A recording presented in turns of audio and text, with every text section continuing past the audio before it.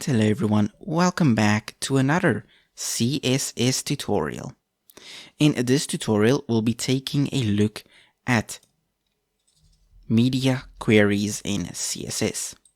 In the previous tutorial, we took a look at Flex and how we can use Flex to our advantage, especially to provide a more flexible experience for those who use mobile devices.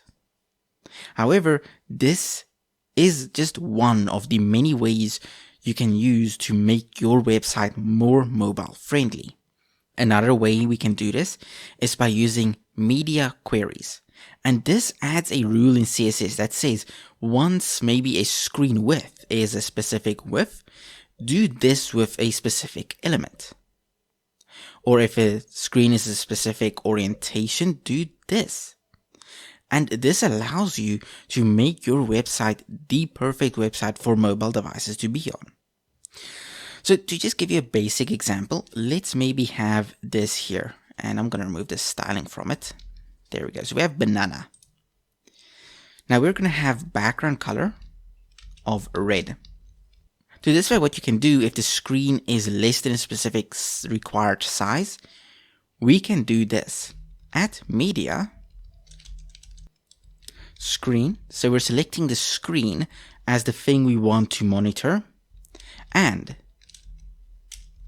then in brackets we can say max width, and let's say 600 pixels. So this means if the max width of the screen is less than 600 pixels, we need to do something. In our case, let's just set hashtag margin, and we can say background color to pink.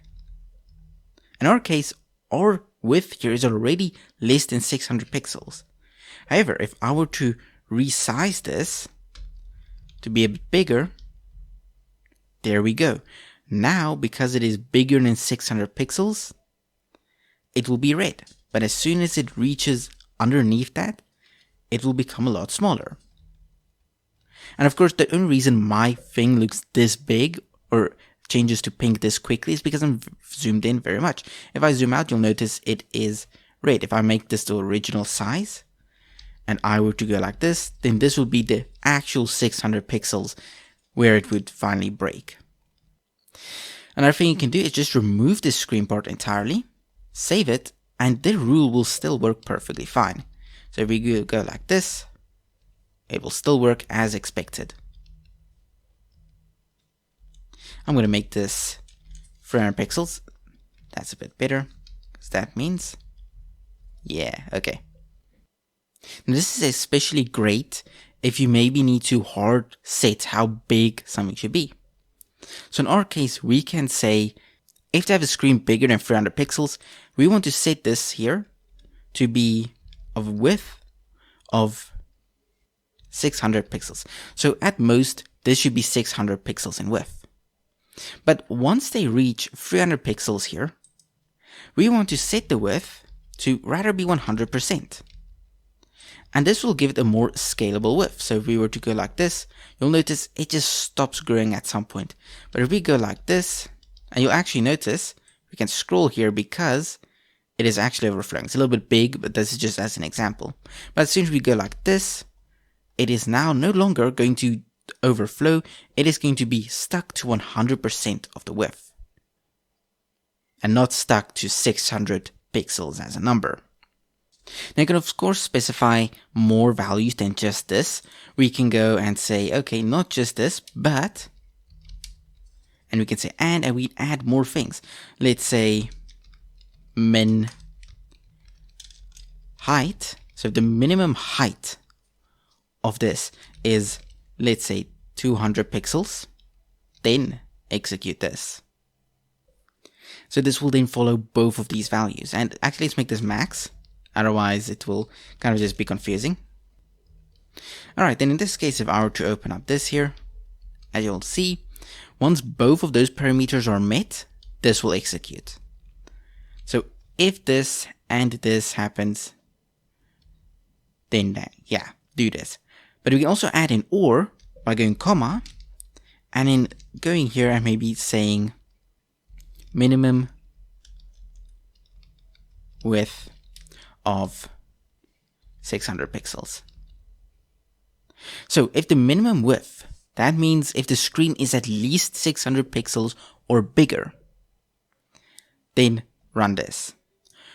But there's also this. So if the screen is 300 pixels or smaller width-wise and 200 pixels or smaller height-wise, do this.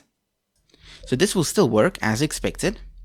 But now also, once we reach a certain threshold, it will execute it again.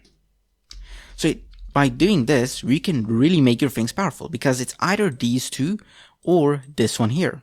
Min width just means as long as my screen, or if my screen is at least 600 pixels or bigger, or my window 600 pixels or bigger, then apply these.